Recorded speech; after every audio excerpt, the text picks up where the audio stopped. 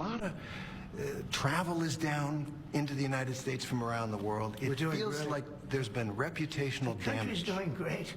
Well, prices are down, not the tourism. Gasoline's down, energy's down, tourism is going to be way up. Wait till you see the numbers. The tourism is way up. Not now. Now Canada, tourism's doing very well. We're doing very well. We're doing very well. Wait till you see the real numbers come out in 6 months from now. Wait till you see the numbers. But do you think? Tourism to the U.S. is on the decline. The U.S. is set to lose $12.5 billion because of it. Everyone, Canadian tourism into the U.S. continues to decline, down more than 30% last month compared to 2024. If you're planning your next holiday, there are a lot of places to choose from, but one that is falling out of fashion is the US. Since Donald Trump took office, America has reported a dramatic drop in the number of international tourists, and it's impacting the country's bottom line. Visitors are even being told by their home countries to take their vacations and money elsewhere. Because last month, visits to the U.S. from overseas fell 11.6%. And in Las Vegas alone, the international tourism decline is expected to mean an $18 million drop in room revenue. $18 million, which I believe is 2 mini-fridge Toblerones. The world had spent years assuming Africa would remain a quiet destination, a region waiting for visitors, investors, and foreign approval. But everything changed when Africa did the unthinkable. It reinvented tourism into a global powerhouse, and it happened so fast, so explosively, that Washington didn't even have time to gather its analysts before the shockwaves erupted through American industries. It started with a single announcement broadcast from multiple African capitals on the same morning. African nations unveiled a unified tourism transformation strategy that connected their landscapes, cultures, infrastructure, transport networks, and digital platforms into one continent-wide experience for the first time in modern history. Africa presented itself not as individual destinations, but as a single, synchronized global tourism engine. Experts called it the African Tourism Corridor. Africa called it the future. Within hours, flights from Europe, Asia, the Middle East, and South America began selling out. But the biggest surprise came from the United States. American tourists, who for decades favored Europe, the Caribbean, and domestic tropical states, suddenly switched their preference. There was no gradual shift, no slow buildup of interest. It was a mass migration of tourism demand unlike anything Washington had anticipated.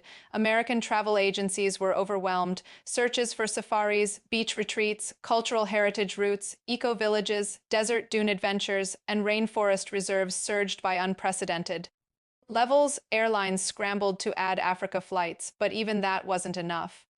Digital platforms reported record-breaking bookings within a matter of days. For the first time, Africa had become America's #1 travel destination. Washington's tourism economists couldn't explain it. They tried blaming social media, celebrity endorsements, a global craving for new experiences, anything that could justify the sudden explosion.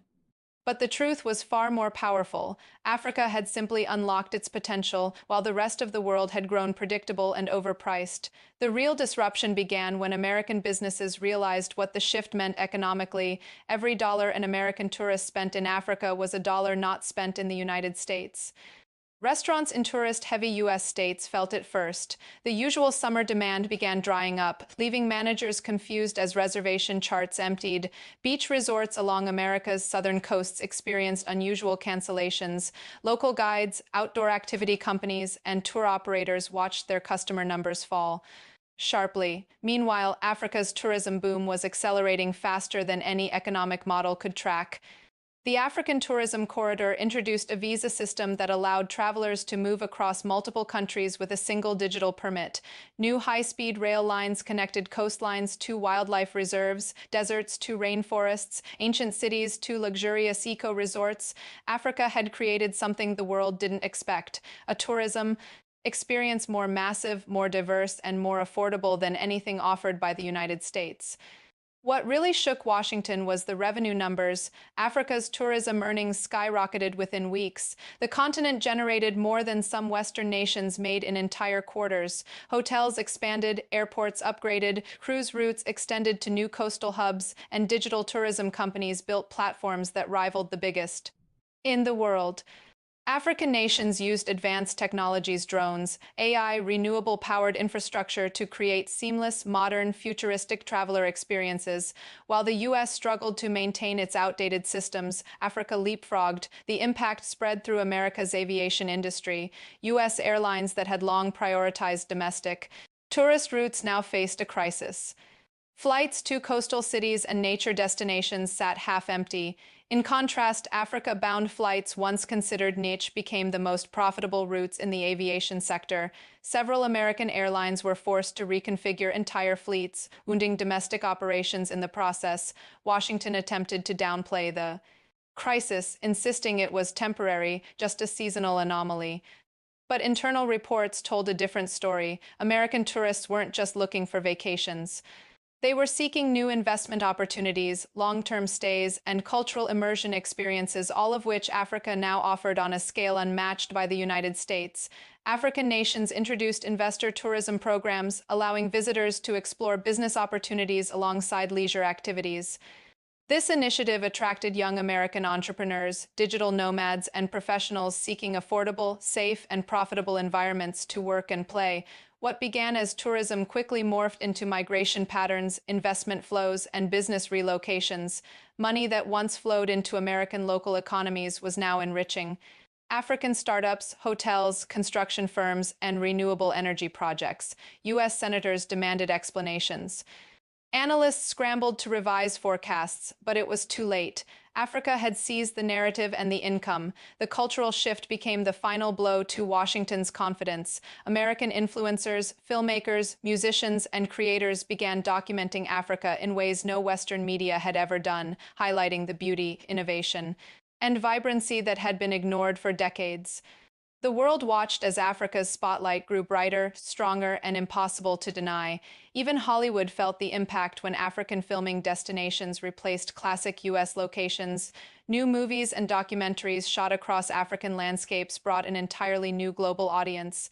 Africa wasn't just a place to visit anymore. It had become a global cultural competitor.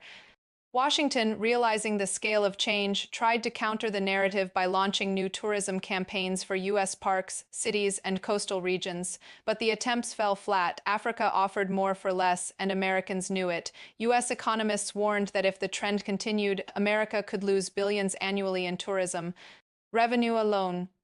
But the crisis wasn't just about money. It was about influence. Tourism shapes perception, and perception shapes power. And Africa's newfound global image, strong, unified, innovative, irresistible, threatened Washington's long-standing position as a cultural and economic magnet.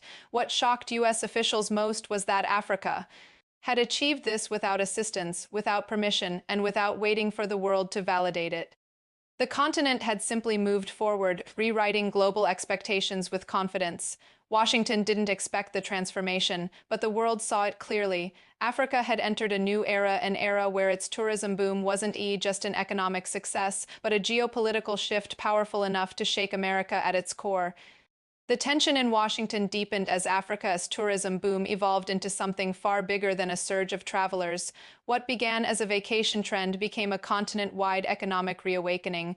By the second month, Africa was earning more from tourism than the United States, Canada, and the UK combined governments that once begged for foreign visitors now had waiting lists of international investors seeking entry.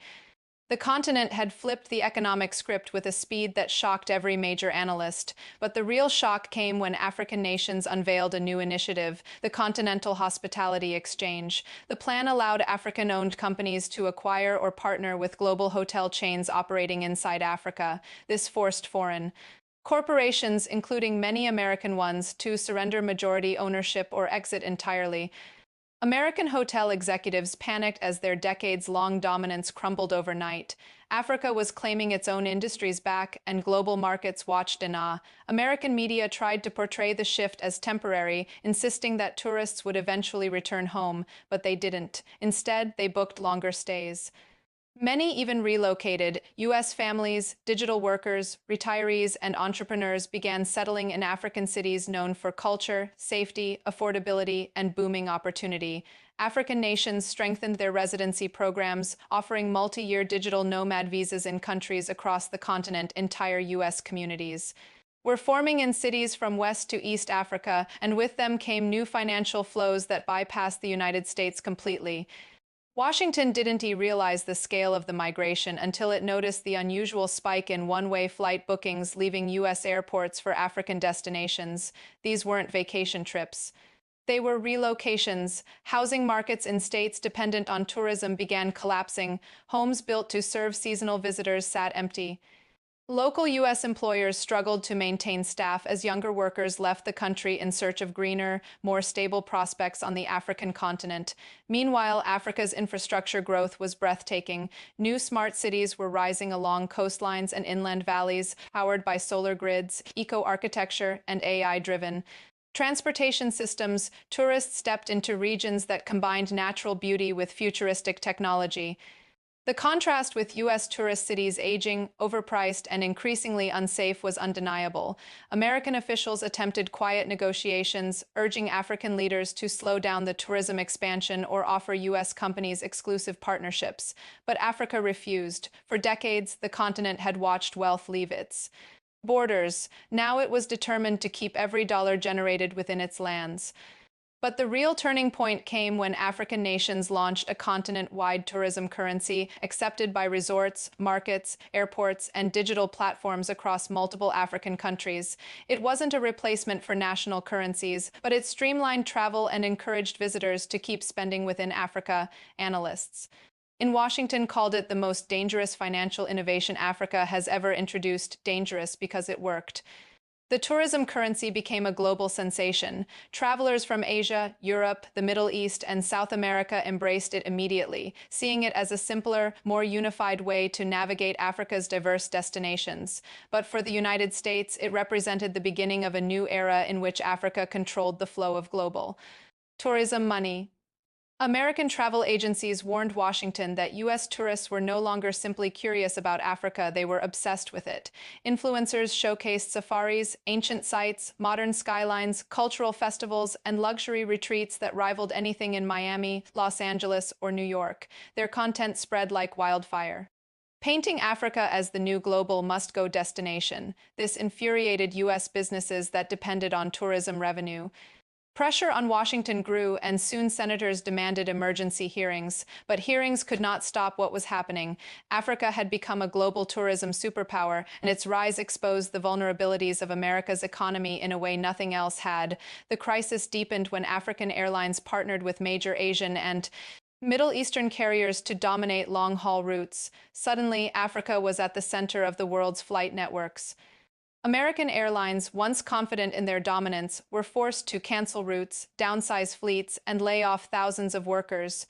Tourism losses triggered aviation losses, and aviation losses triggered economic instability. As African tourism soared, the continent invested heavily in its cultural identity. Museums, theaters, oceanfront districts, wildlife conservation zones, and heritage landmarks received upgrades that turned them into world-class attractions.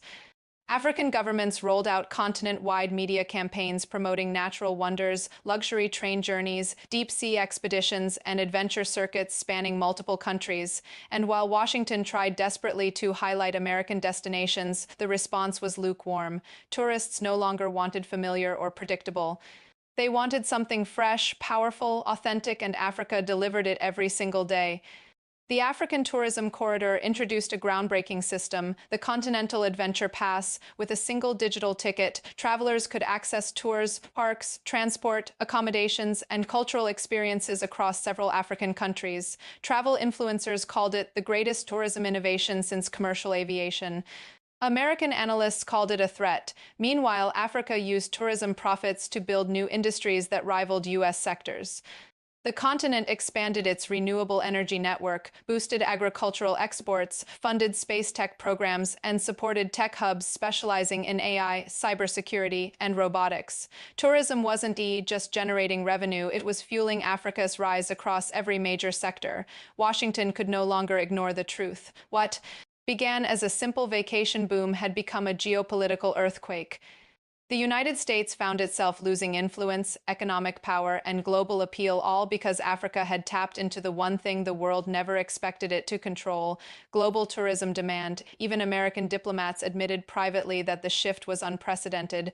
Africa had become a place where the world gathered not to extract resources, not to impose policies, but to learn, invest, enjoy, and grow. And as African nations continued to shape their own narrative, Washington faced a bitter realization. For decades, the United States had treated Africa as a distant market. Now Africa was becoming the world's cultural, economic, and tourism center, and America was being pushed to the sidelines. The new era was undeniable. Africa wasn't competing with the United States.